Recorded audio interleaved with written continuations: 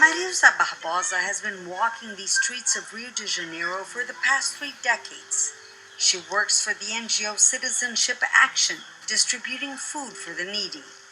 This alleyway is not the place where one would expect to find hunger. But since 2014, the number of hungry in Brazil has doubled, from 9 million to 19 million people.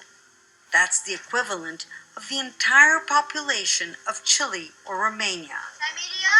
Mariusa tells us that behind every door, she finds a desperate family.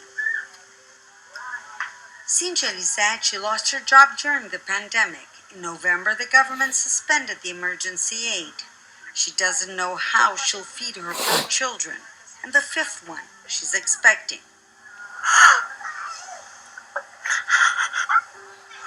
The family receives a $65 monthly check from the government's social program Bolsa Família. But it's worth nothing. Inflation this year is more than 10%, and food prices have tripled.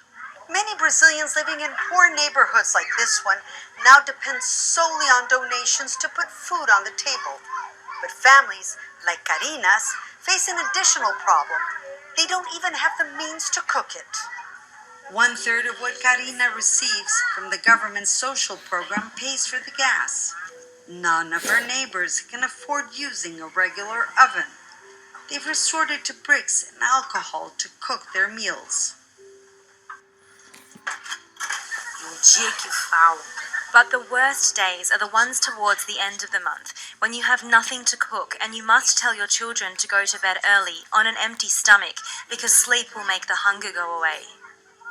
Brazil's President Jair Bolsonaro has promised a new social program, Brazil Aid, substituting the old one. But there's no money to finance it unless Congress approves a constitutional amendment permitting the government to pass the spending cap. Critics say Bolsonaro is using hunger as a weapon to get hold of money during an electoral year. What's happening is that Bolsonaro is using hunger as a tool to expand his money so he can make a better campaign in the next year. So he is extinguishing Bolsa Família. That is a program that is proven worldwide that is one of the best programs of money transfer for the poor. And he's creating a new program with no rules. We don't know how the program is going to work. There's no money for it. There's no rules defined on how it's going to work exactly. While the politicians bicker, millions of Brazilian families have no food on the table. Monica Yanaki of Al Jazeera, Rio de Janeiro. 2 Esdras, chapter 15, verse 5. Behold, said the Lord Yahweh, Bahashem Yahushua, I will bring plagues upon the world, the sword, famine, death, and destruction. For wickedness hath exceedingly polluted the whole earth, and their hurtful works are fulfilled. Barak the Yahweh, Barak the Yahushua, Barak the Yahweh, Barak the Yahushua, Barak the Yahweh, Barak the Yahushua. Call halal Yahweh, Bahashem Yahushua, Bahashem Rekakadash. The water Yahweh, Bahashem Yahushua, forgive me the spirit to do this lesson. Double honors to the elders and the apostles, the great millstone. Peace and salutations to the elect. Okay, as you see in this video, Brazil, Northern Kingdom, famine is there. All right, and we're gonna go through this video one more time. I got a couple videos, might not make it through all of them. Got to be at the plantation, a couple. All right, so we're gonna watch this again. We had a great night. All right. Mariusa Barbosa has been walking the streets of Rio de Janeiro for the past Okay, look at that. Jesus Isto, was that senator? Okay, she works Jesus. for the NGO Citizenship I don't even like Action, saying her name. Is our senator. Food for Okay, the needy. and that's why they going through what they going through, man. Jesus Cristo will not save you, man. Jesus Cristo is an Edomite. All right, he is the one putting you in these problems, in these positions. Okay. This alleyway is not the place where one would expect to find hunger. But since 2014, the number of hungry in Brazil has doubled from 9 million to 19 million people. 19 million since 2014. Okay. That's the equivalent of the entire population of Chile or Romania. Mariusa tells us that behind every door she finds a desperate family. Cynthia Lisacci lost her job during the pandemic. In November, the government suspended the emergency aid. She doesn't know how she'll feed her 4 children. Empty And the refrigerator. 5th one she's expecting.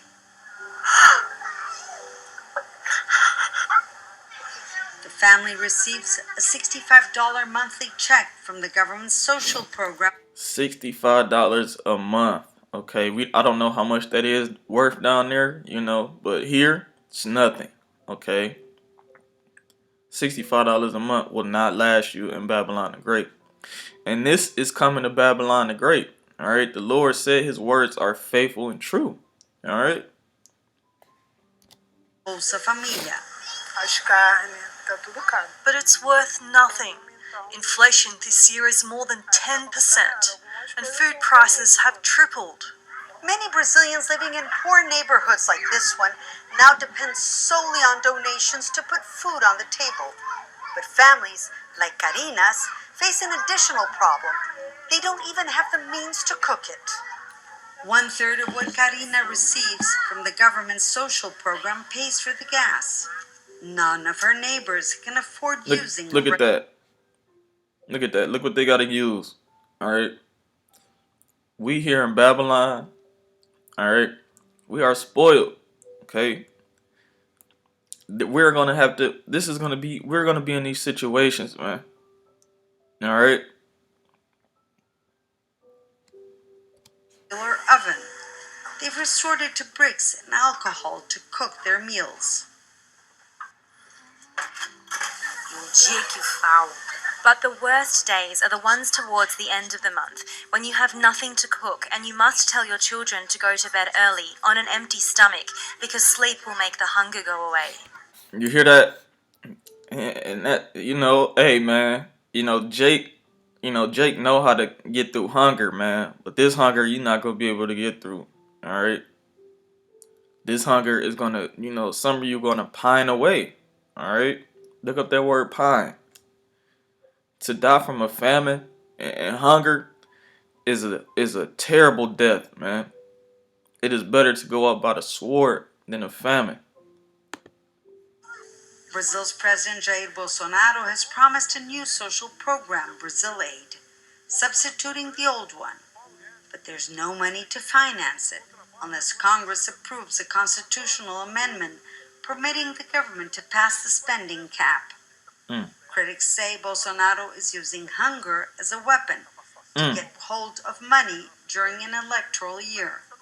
What's happening is that Bolsonaro is using hunger as a tool to expand his money so he can make a better campaign in the next year. So he is extinguishing Bolsa Família. That is a program that is proven worldwide that is one of the best programs of money transferring for the poor. And he's creating a new program with no rules. We don't know how the program is going to work. There's no money for it. There's no rules defined on how it's going to work exactly. While the politicians bicker, millions of Brazilian families have no food on the table. Monica Yanaki of Al Jazeera. Northern Kingdom going through it, but hey, it's all done in righteousness. The Lord judges in righteousness. Okay, let's read these comments. Poverty and hunger is global problem. Even U.S. faces such problem. Okay. As long as this continues, more destitution and hunger. All right, let's look up the word destitution.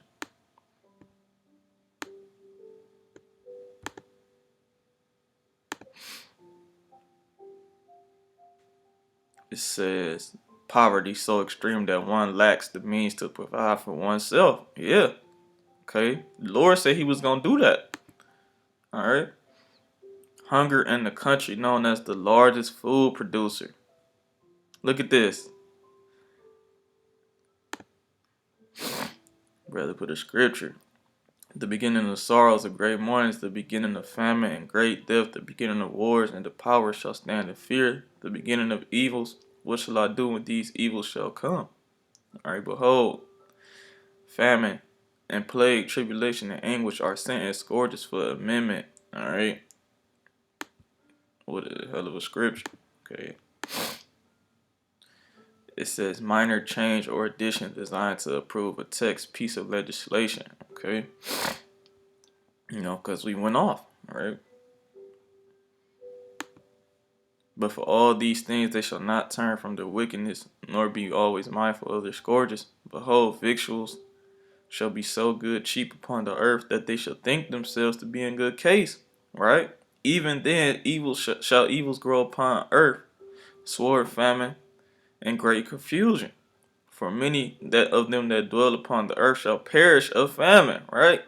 And the other that escape the hunger shall the sword destroy. Alright. Love you all. We are brother of humanity. Yeah, sound like an Edomite.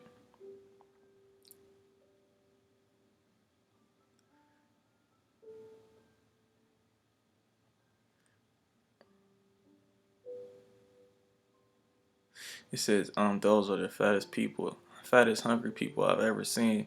I get that. They're very poor. They are fat. Yeah, we have became fat, and I'm not talking about physically, We have became greedy, prideful, man. Alright? And they are fat partially because unhealthy food is often cheaper. Yep. Relatively poor people are the fattest in many countries, like in the US, alright? But why would you film these particular individuals if you want to cover a hunger crisis? Clearly, they have been getting enough to eat, at least most of them. I'm sure there are others who actually don't eat enough, and those are the ones you should have filmed. Look at this guy. Like that's gonna fix anything, man. Alright. You probably shouldn't have gone with that food aid organization to interview the people being fed by them, but rather look for people who are not getting aid. Seems like lazy reporting, and the result of filming fat people as the example of starving people is just ridiculous. Okay, what this guy is on. Okay, we got this next video. We had a great night at the polls. If you are a conservative and you are against the things that this government is doing now, it says how to prepare for possible water shortages in the near future. Okay, the scriptures say I'm gonna get that. Step towards sanity, a big step towards sanity last night. However, let's remember that we still have the Biden administration in power, which means. Just what's happening in Glasgow today, which we'll tell you about tomorrow, that is going to affect every American citizen. The things that they're doing with energy is remarkable. The things they're not doing on the supply chain, also remarkable. And we're going to have shortages. And Carol Roth, who is the author of The War on Small Business, she's a former investment banker. She is cut from the same cloth, I think, that I am, and she is looking at what is coming and seeing some real problems. And I wanted to get her on because we are entering the holidays, and I don't want people to hoard things, but I do want you to be prepared. And so I asked Carol to look into this, and she joins us now. Hi, Carol. How are you?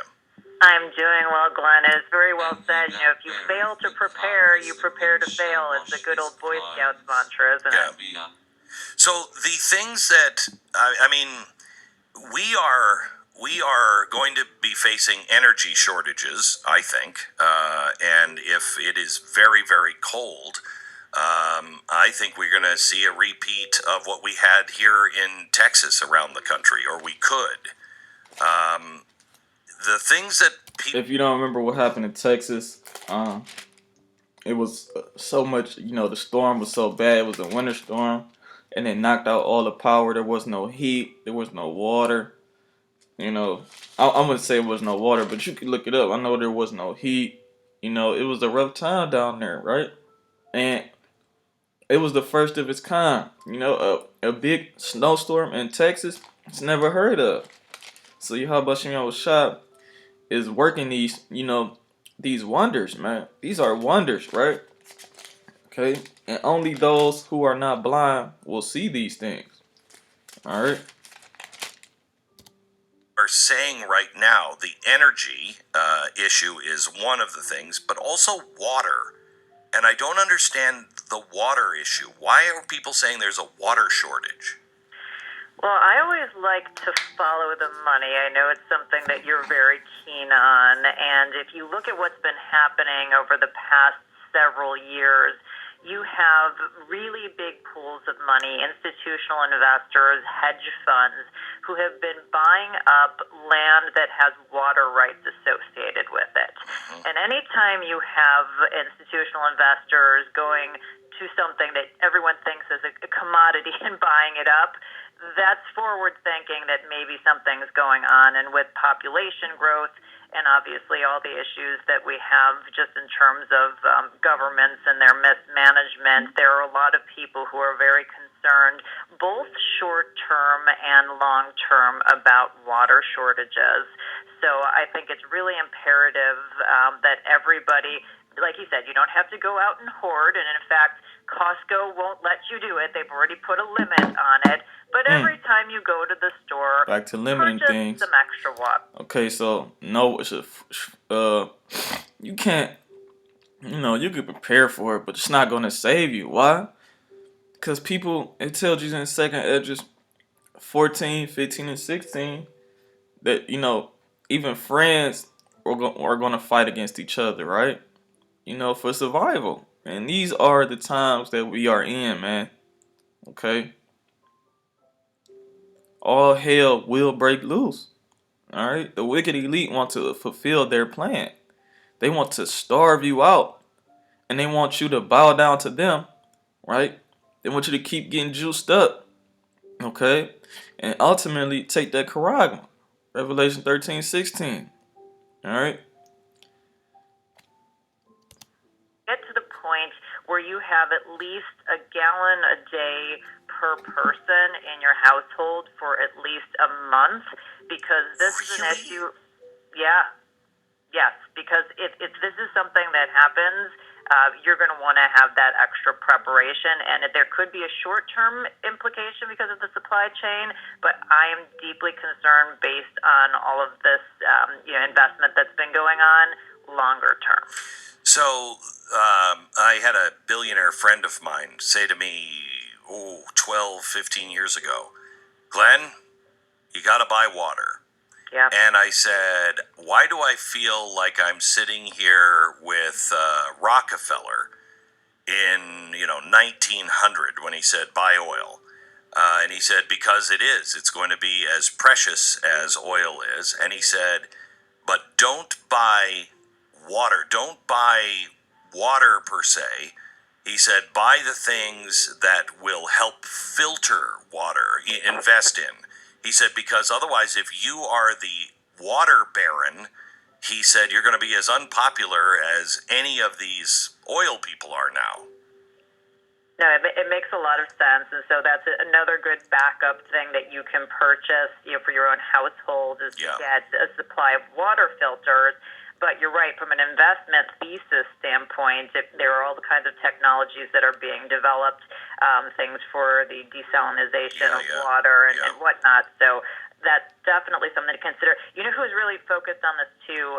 Michael Burry. If any of you watched The Big Short, yes, he was one of the first guys to call the mortgage crisis, and that's where he's been investing as well. So I don't understand, where is the water shortage coming from, though? I mean, we've got water. Well, we don't have as much that's usable as everybody thinks, and well, I mean, places in California don't, because they haven't built a reservoir since 1972. Exactly. They haven't been investing in some of these arenas that are required in order to make sure that you keep the water. And we also have population growth. And you have to remember, it's not just the major consumption of water individually, but 70% of the water that's used is for food, which goes into sort of the next issue is if you're going down the chain, you don't Okay, water is an important resource, okay? You can't grow anything without it. You can't survive without it, okay? And we're gonna see how long, how long can you survive without water. Alright.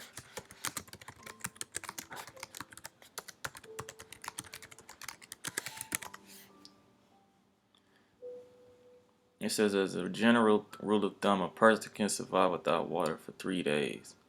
Alright. So throughout the book of Second Esdras, Salakia, he was going on 7-day fast. Alright. Back to back to back, wasn't it? Okay. Me not have been back to back. But the Lord was telling him, fast for 7 days, Okay. However, some factors, and it also tells you, Yahushua said, man shall not live by bread alone, but by every word of him. Alright? It says, however, some factors, such as how much water an individual body needs and how it uses water, can affect this. Factors that may change how much water a person needs include age. Okay. Can you go 40? Let's just check this out. The human body can go 2 to 3 days without water, and it is often said in survival guides, 30 to 40 days without food. Okay, so you can go up to a month and a half. A month. We're going to say a month without food. Alright. What about a week? You cannot survive more than 8 to 21 days without water and food. People on their deathbed who are using very little energy may live only a few days or a few weeks without food and water. Okay? So the wicked elite are trying to starve you out. They're literally trying to dry you out, man. Okay? Want to have water, you want to make sure that you have access to food. And as you mentioned with California is a huge source and supplier of our food, here in the U.S. as well as throughout the world. And I'm really concerned because I just saw again yesterday a story about Bill Gates buying up farmland, saying that he's got these little farms. They're not going. And Bill Snakes wants to make synthetic food. He already has a deal with McDonald's. Their fries, they come from, one of Bill Gates, one of his farms, right? And it's synthetic potatoes, synthetic. They want everything to be synthetic, right? They want to save the authentic and real food for themselves, all right? They want to, they want to make you, we are slaves. We in this truth, we are slaves to Hamashiach. But we are also, everyone in America is a debt slave, right? That's why you have to work and pay taxes, tributaries, right? Everything you have to pay goes to them. Water bill, light bill, okay? And they're creating this food famine. This is man-made. Through the spirit and power of Yahweh Shah, he put the spirit on these devils to starve you out, Jake. Okay, which is you blacks, Hispanics, and Native American Indians. You are Israelites, man. This was created for you. All right? He's sustainable, and so he's helping by buying them all up. Super helpful, don't you think? Yeah, super helpful. Yeah, Super so also things that on your own land, if you have access to seeds and things where you can also grow your own healthful food, that's important, as well as the perishables or the non-perishables, to be able to have a stock and supply of that. So coming from you, this rings differently. I mean, I'm a prepper and been prepared for a while, but you don't strike me as a prepper in the classic sense of, 2008, you were saying this. Yeah, so I always call myself like a mini prepper. So I'm always suspicious that there's something that's going on, but I don't have an underground bunker, so I'm sort of somewhere in between the two. but I do follow trends and I do follow the money, and it's unfortunately it's a moral issue, right? Things that are used to sustain us, water and food, that these shouldn't be treated like investment commodities, but that's sort of the outgrowth of what's happened from all the terrible policy that we've seen from the government and the Fed. The guy who services my car said, "Hey, I bought some extra air filters for your car," and I was like, "Thanks." And he said, no, there's a shortage coming of air filters. He said, "You want this?" And I'm like, okay, well, thank you. But that not only is for air filters for your car, if you have a problem with HVAC or any of this stuff, you're going to have a hard time. You should get it checked now, shouldn't you?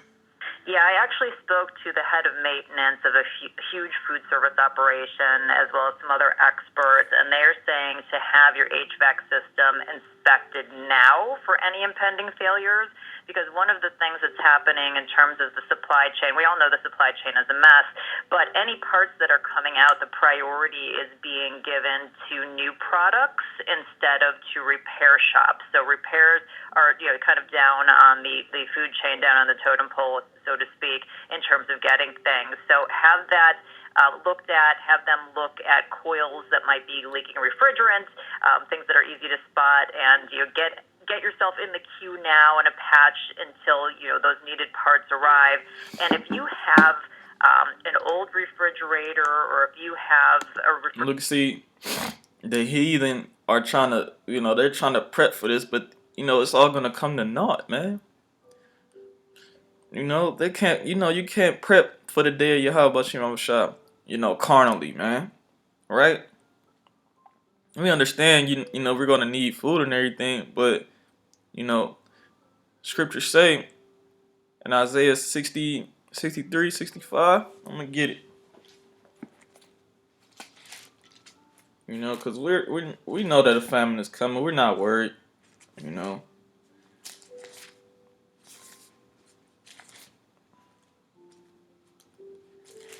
I'm gonna pull the scripture, then I'm gonna go to the next chapter, the next video.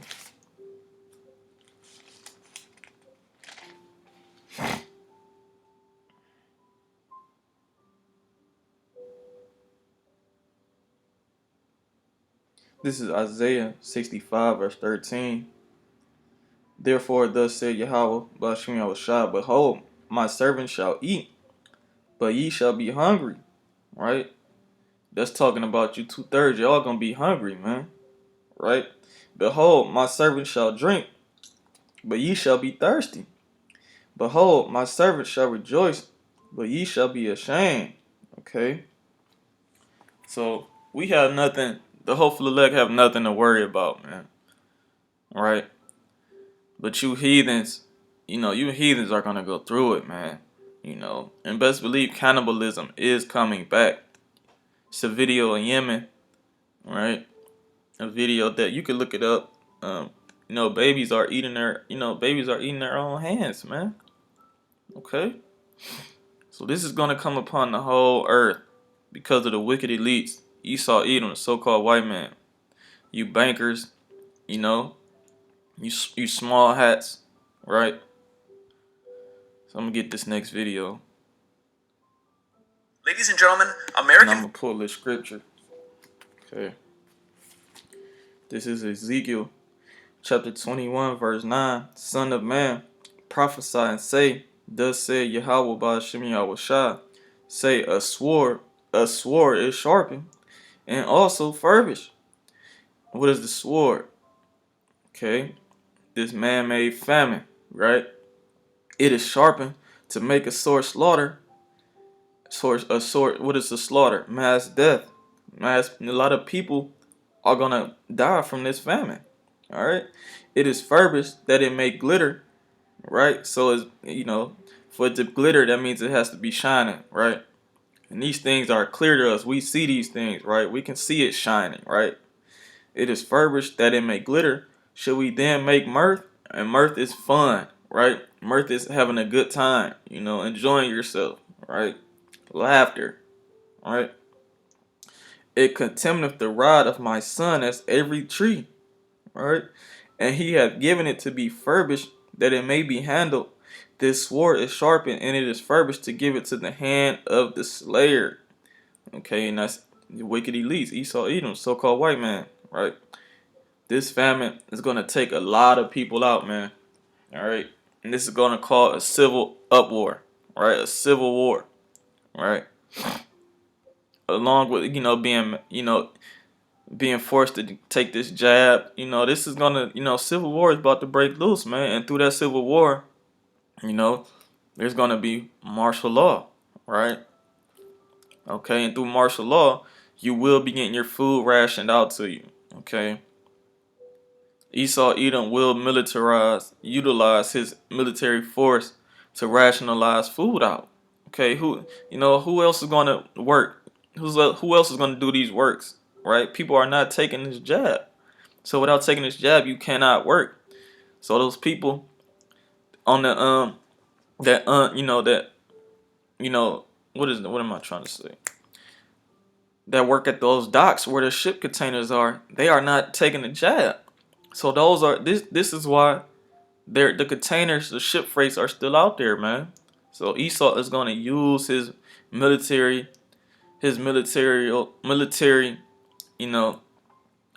forces to unload those ships, man. And he's gonna ration these things out to you, just like they did back when Hitler was around, all right? There's gonna be a ration of food, okay? Farmers are having their land confiscated through the use of eminent domain. They will not be allowed to farm there going forward in order to make room for a massive carbon capture and sequestration pipeline. These pipelines, there are 2 such projects, run thousands of miles through the very heart of the Corn Belt, the nation's most productive farmland. There are letters going out now, like the one on your screen, by the thousands, announcing to surprised farmers that we will just be taking your land that you have owned in your family and worked, in some cases, for generations now. There are town hall meetings happening in counties across several states where, for example, Des Moines County engineer Brian Carter announces, quote, "I don't know for sure that there's a whole lot of say we have in this as a county. I'm just being told it's going to happen. Get off the farms, get out of the way, forget the food. We're building our zero carbon future. And it looks like massive pipelines to transport CO2 from ethanol plants so we can bury it underground." These announcements are particularly salient in light of the fact that even now there are warnings going out from major fertilizer CEOs saying, we're going to have a food crisis next year. There's not going to be enough food to eat. And indeed, this is, quote, a life or death issue. Not having food it's not an inconvenience. It's a huge issue. And it's particularly stunning because it's happening at the same time as the Biden administration announces they'll be shutting down another oil pipeline. In fact, it's the Line 5 pipeline, which supplies the bulk of the energy the Midwest uses. You can read here, we'd be facing a Slack, y'all want to read this. Okay. It's been a vital piece of energy for infrastructure since 1953, not just for Michigan, but for the entire U.S., Midwest, and points beyond. Okay. For more than 65 years, Line 5 has delivered the light, oil, and natural gas liquids that heat homes and businesses, fuel vehicles, and power industry. Okay. So this Operation Cold Winter, Dark Winter, right? Shutting down Line 5, even temporarily, will have immediate and severe consequences on the economies of Michigan, Ohio, Ontario, and elsewhere. And I am in Cleveland, Ohio, right? And it gets cold up here during the winter, right? It says, I'm going to jump down to right here. It says, if Line 5 were shut down, refineries served by Enbridge in Michigan, Ohio, Pennsylvania, Ontario, Quebec will receive approximately 45% less crude from Enbridge than their current demand. It says Michigan will face 756,000 U.S. gallons a day propane supply shortage, since there are no short-term alternatives for transporting NGL to market. The region, Michigan, Ohio, Pennsylvania, Ontario, and Quebec, will see a 14.7 million U.S. gallons a day supply shortage of gas, diesel, and jet fuel, about 45% of current supply. So, man, this is going to cause. They said during this winter, prices of gas, heat, all the essentials that you need to maintain in your home, water, all of these things, it's gonna increase, right? I'm gonna click this one, keep going. Per million gallon propane shortage every day. That's how the Midwest heats their homes and their barns and keeps those operations running. Not to mention it's used for drying grains. So this is a full-fledged attack in your face on America, and we need to talk about this. So tonight I'd like to share with you this letter and review that. Talk about the fact that it lays out a compensation schedule for the amount of crops that will not be grown going forward. You get 80% the first year and 60% the next year, so on and so forth. Then we'll look at exactly what are these carbon capture technologies and who are these major projects, who are the people behind them. And then I want to make it clear that this is just the beginning, that this infrastructure package that just passed means a massive expansion of renewables that even by Bloomberg's own analysis will mean building an additional 17 million acres of solar farms and 250 million acres of wind farms. Now, this is not a green agenda. This is destroying the country, 10 states worth of it, and building solar farms using Chinese rare earth metals. This doesn't save the environment at all. It's madness. This is complete insanity. Let's talk about it. I'm Christian, and this is the Ice Age Farmer broadcast. And in their own words from ABC, two companies seeking to build thousands of miles of pipeline across the Midwest are promising the effort will help with global warming. The pipelines will stretch from North Dakota to Illinois, potentially transforming the Corn Belt into one of the world's largest corridors for a technology called carbon capture and storage. Transforming the Corn Belt, never mind the corn. The new projects would capture carbon dioxide at ethanol refineries and transport it to sites where it could be buried thousands of feet underground safely forever, is the rhetoric we hear. Navigator CO2 Ventures, the first project we'll talk about, is planning a pipeline that will stretch over 1,200 miles through Iowa, South Dakota, Nebraska, Minnesota, and Illinois, offering carbon capture solutions for a greener planet.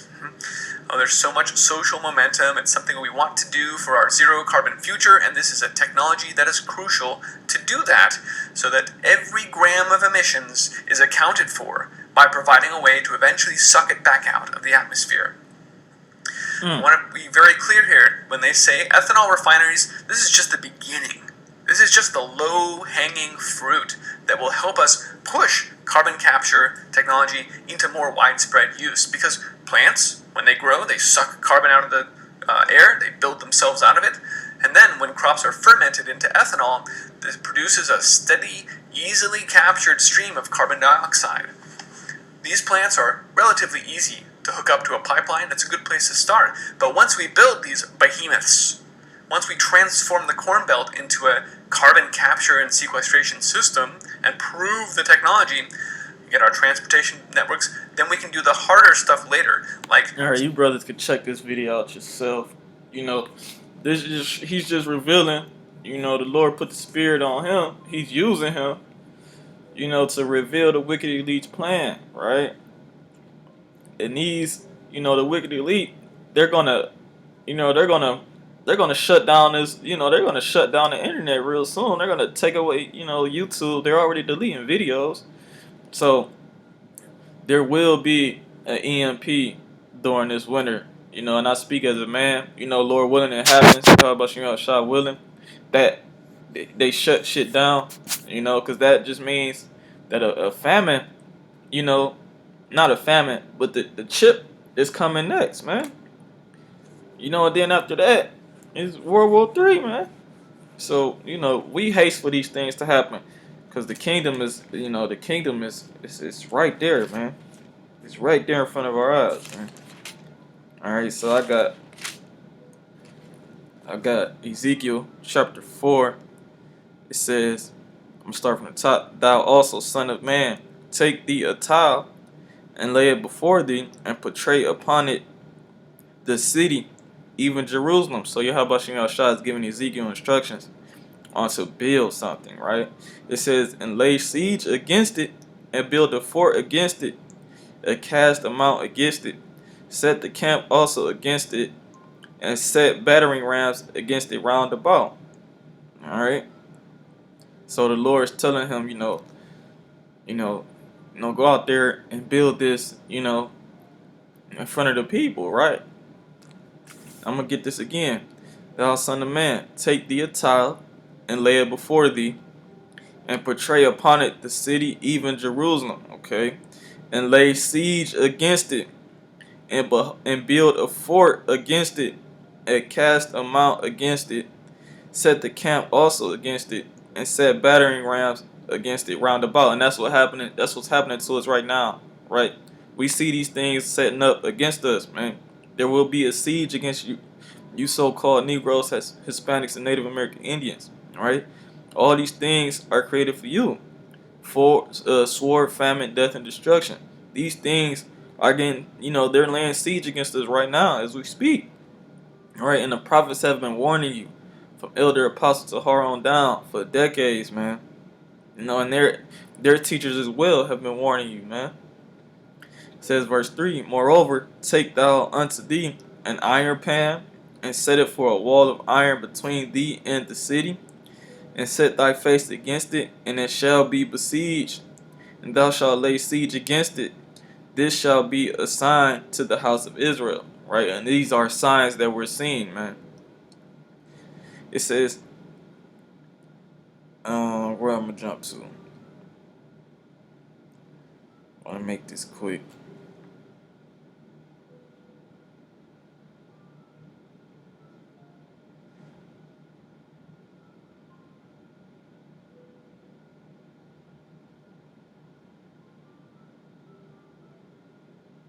Okay, verse 9, it says, take thou also unto thee wheat and barley, and beans, and lentils, and millet, and fitches, and put them in one vessel, and make thee bread thereof, according to the number of the days that thou shalt lie upon thy side. And he was supposed to lie upon his side for 390 days, right, for the house of Israel, and 40 days for the house of Judah, right, each day a year.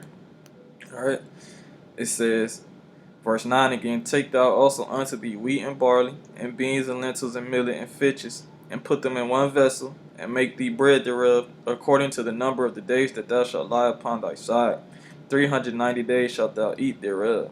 Okay, and thy meat which thou shalt eat shall be weighed 20 shekels a day. From time to time thou shalt eat it. All right. Thou shalt drink also water by measure, right? By measure. So that means you have to be careful. You're savoring these things, right? The sixth part of an hand from time to time shalt thou drink. Okay. And thou shalt eat it as barley cakes, and thou shalt bake it with dung that cometh out of a man in their sight. So the Lord's telling, Ezra, Ezekiel, you gonna have to eat man shit in front of them, right? And you people in these days, you wicked Israelites, you will be eating anything to survive. Okay, you're gonna eat clothes, shoes, peels of fruit, anything you can get your hands on, right? Because we have been warning you that a famine is coming, and the famine is here. All right. It says, and Yahweh Ba'Shem Shah said, even thus shall the children of Israel eat their defiled bread among the Gentiles, whither I will drive them. So all this food is defiled, man. Okay. You got so many items in these foods. You can Google it yourself. The FDA or the USDA, These motherfuckers haven't put. They even put like paint materials in certain cereals, man. Right? You even got plastic and cheese, right? It's just so much wickedness going on in Babylon, man. All right.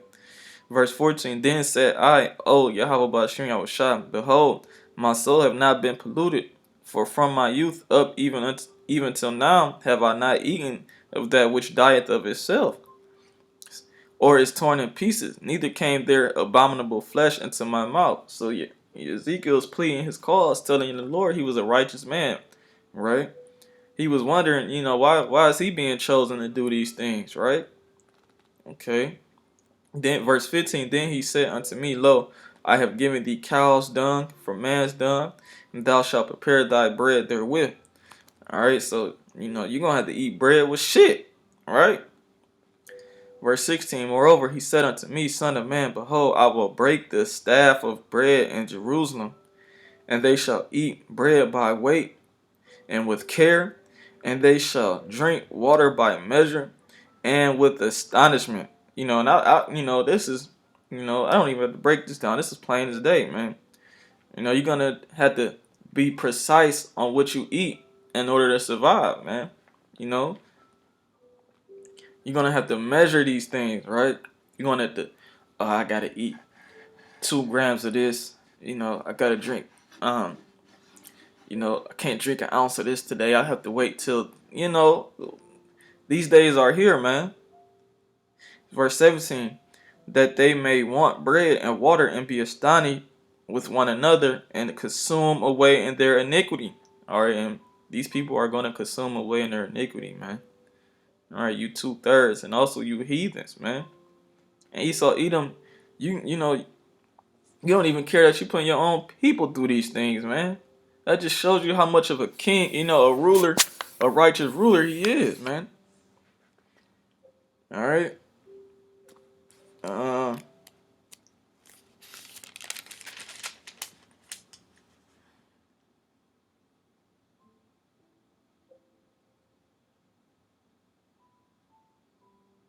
All right, I'm gonna jump over to chapter 5. All right.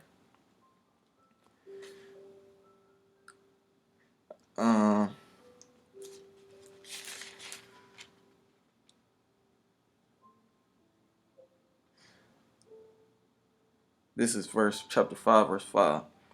Thus said Yahweh Ba'ashem Yahushua, this is Jerusalem.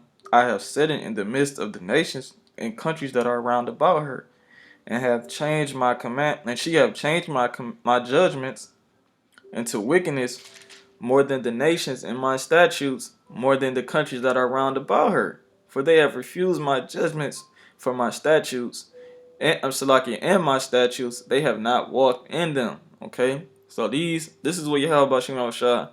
You niggas are through, man. You spics are you wicked, man.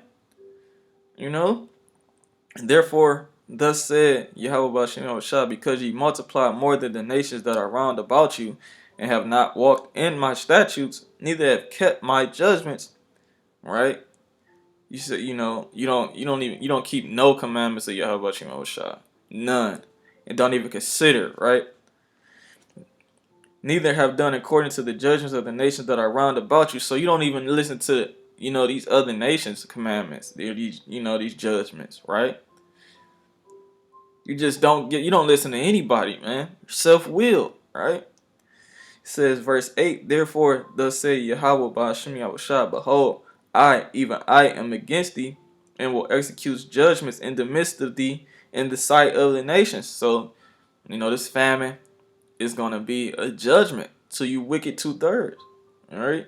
And I will do in thee that which I have not done, and whereunto I will not do any more the like, because of all thine abominations. And this has happened in Ezekiel's time, and this is going to happen once again, right? It says, I'm going to read verse 9 again, and I will do in thee that which I have not done, and whereunto I will not do any more the like, because of all thine abominations. Therefore, the father shall eat the sons in the midst of thee, and the sons shall eat their father, and I will execute judgments in thee, and the whole remnant of thee will I scatter into all the winds. This is going to be cannibalism. That's coming back. Wherefore, as I live, said Yahweh Ba'ashim Awashai, surely because thou hast defiled my sanctuary with all thy detestable things and with all thy abominations, therefore will I also diminish thee.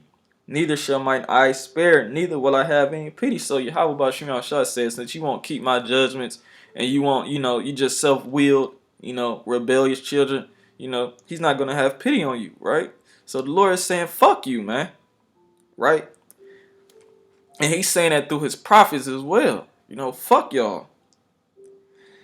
A third part of thee shall die with pestilence, and with famine shall they be consumed in the midst of thee. A third part shall fall by the sword round about thee, and I will scatter a third part into all the winds, and I will draw out a sword again after them. So no one's going to escape, man. No one's going to escape but his hopeful elect. Alright? Thus shall my anger be accomplished, and I will cause my fury to rest upon them. Alright? So this is his fury. Famine is one of the ways he uses his fury. Right? And I will be comforted.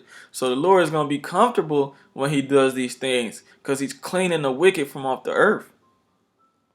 And they shall know that I, Yahweh Ba'ashim Yahushua, have spoken it, and my zeal when I have accomplished my fury in them. Moreover, I will make thee waste and reproach among the nations that are round about thee in the sight of all that pass by. Okay?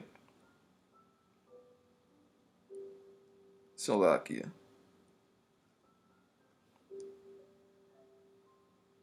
I'm going to jump down to 16. Well, no, I'm going to keep reading 15. So it shall be a reproach and a taunt and an instruction and an astonishment unto the nations that are round about thee, when I shall execute judgments in thee, and anger and fury, and in furious rebukes. I, the Lord, Yahweh Ba'ashim Yahushua, have spoken it. So all these nations are going to see you 2/3, getting judged, man. Okay, and they're going to see that you're getting judged, and they know that these things are going to fall upon him. Deuteronomy 30:7. Right? Those curses shall be put on our enemies. Alright? When I shall send upon them the evil arrows of famine, which shall be for their destruction, and which I will send to destroy you, and I will increase the famine upon you, and I will break the staff of your bread. Okay? Now we're going to look up what this word staff means, okay? Because you can find that word staff in many chapters of these books. Okay.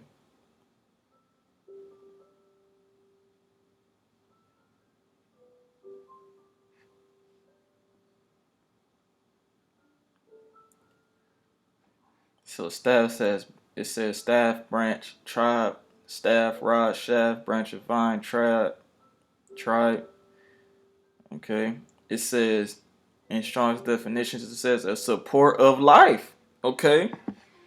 So he says, I will break the support of life, right? Your bread, the staff of your bread. Okay. You're not going to be able to eat, man.